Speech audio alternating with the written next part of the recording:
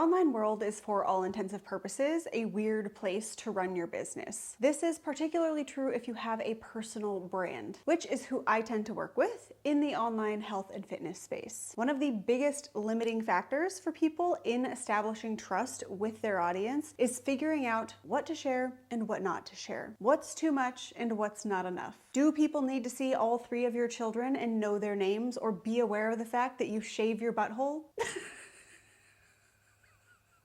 Do they though? Today, I can't even say today we find out. Today, we find out. I'm Annie Miller, and I help you build a sustainable online health and fitness business without selling your soul to vanity metrics. Inside my FitsPRO Foundations course and Instagram 101, you create something called your social media code of conduct. That's kind of what I hope to get you out of today's episode. It will require some trial and error, but I want you to have a clearer idea of what you will and what you won't be sharing with your online audience in representation of your personal brand. First and foremost, I hope you feel empowered by the fact that this is your decision and your decision alone. I never want anyone to share something on social media because they feel pressured to do so. You don't own whatever platform you're on, I get it, but you get to decide at the end of the day what is shared and what stays behind closed doors on your profile. And with that, you have options. For instance, I decided not to share my son's name or face anywhere online, and I did this for a few reasons. I'm not saying you have to take the same approach, but I want to share this decision-making process with you as an example. For me, it came down to the fact that it's something I wanted to keep private to my family and our close friends because he quite literally has nothing to do with my business. That is clearly a very objective way to look at it, but I find objectivity can be helpful when making these decisions for your business. He certainly has to do with me being a mother and the more personal side of my brand, even navigating business as a mom. I had to ask, is it necessary for my audience to see his face or know his name for them to learn from the experiences that I am having as a mother and a business owner? And the answer was no. You could have totally different reasons for sharing or not sharing your child or children on the internet. Again, I can't make clear enough that this video is not for you to do what I am doing. It's about you making the most aligned decisions for yourself and your business. That is the goal of the video. I find that the tension often appears from the fact that we do need to, as personal brands, show up in a relatable manner. We need to build trust, knowability, and likability as the personal brand. And sharing parts of our personal experiences in life is somewhat of an expected way to do that, and it's also very effective. If you're attempting to do this now and feel that it's not working, check out my video on how to increase engagement on Instagram. It is a masterclass on stories and posting. So for the first exercise that I want you to do, think about where you feel most tension or pressure to share something specific from your life. Actually take time to determine that, because if you are watching this video, you are at some kind of crossroads, or you lack clarity in what to share with your audience and what to keep private. So where do you feel tension? It's likely somewhere that you feel like you would rather keep it to yourself for whatever reason. If you don't want to share something, it's likely because it feels too personal or that people don't deserve to have that information. That is 100% a valid enough reason to not share something. So don't. Keep it to yourself and move on. If it's something that you have tension about, maybe it's something that you do want to share, but you don't want to share all of it. Maybe it still feels slightly intrusive, then ask, are there parts of this that I can share? What segment of an experience would your audience actually benefit from? Is it possible to only share a segment and get across what you would like to get across? Maybe they don't need all of the nitty-gritty details. That's a really important continuous question to check back in with.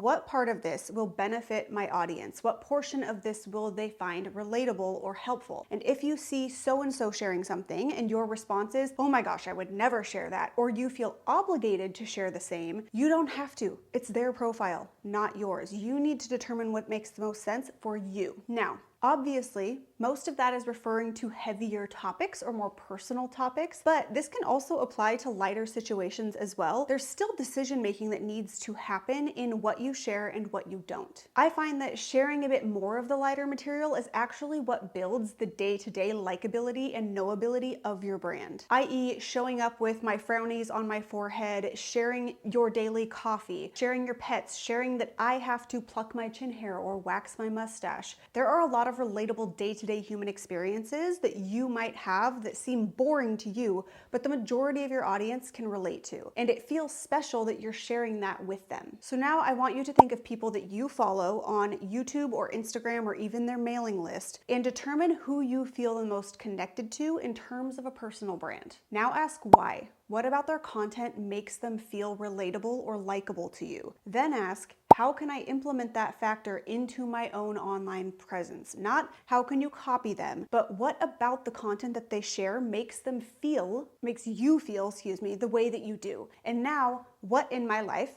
could I capitalize on or share more of to establish personal trust and likability that still feels right and comfortable for you?